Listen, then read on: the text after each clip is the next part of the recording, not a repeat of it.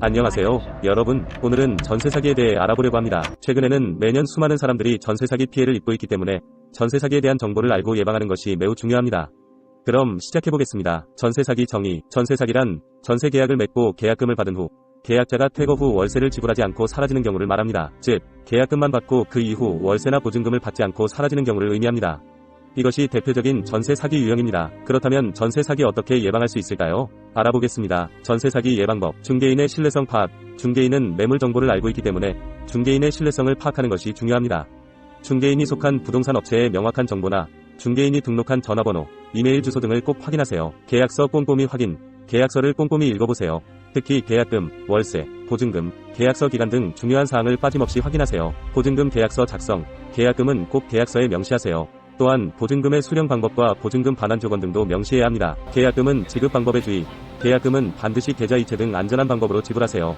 현금으로 지불하면 사라지는 등의 사기가 발생할 수 있습니다. 월세 지불 방법 확인. 월세 지불 방법도 꼭 확인하세요.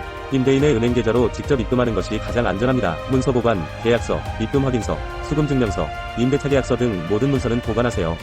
이후 전세 사기 피해가 발생했을 때 증거로 활용할 수 있습니다. 그럼 전세 사기 유형에 대해 알아보겠습니다. 보증금 사기. 전세 계약금 대신 보증금만 받아 사라지는 사기꾼들이 있습니다.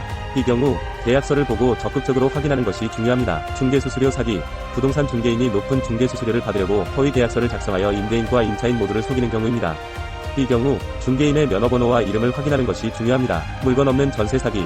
부동산 광고를 통해 전세를 유도하고 실제로는 물건이 없는 가짜 부동산을 소개하는 경우입니다.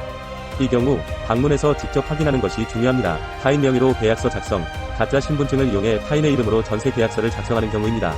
이 경우 본인의 신분증을 확인하는 것이 중요합니다. 가짜 계약서 작성. 허위 계약서를 작성하여 임대인과 임차인을 속이는 경우입니다. 이 경우 계약서 내용을 꼼꼼하게 확인하는 것이 중요합니다. 전세 사기 피해 시 대처 방법. 경찰에 신고. 먼저 경찰에 신고하세요. 계약서나 입금 확인서 등을 가지고 가면 더욱 좋습니다. 부동산 중개사 협회에 신고. 부동산 중개사 협회에 신고해서 중개인의 면허를 취소하도록 요청할 수 있습니다. 법적 대응. 전세 사기는 형사적 책임을 지는 범죄입니다. 법적으로 대응할 수 있습니다. 홍보와 공유. 전세 사기 피해에 대해 다른 사람들에게 홍보하고 공유하세요. 이렇게 함께 예방할 수 있습니다. 오늘은 전세 사기에 대해 알아보았습니다. 전세 사기 예방법과 피해 시 대처 방법을 알고 주의하며 계약을 맺으면 더욱 안전하게 전세 계약을 할 수 있을 것입니다. 감사합니다. 유용하게 보셨다면 구독, 알림 설정 부탁드려요.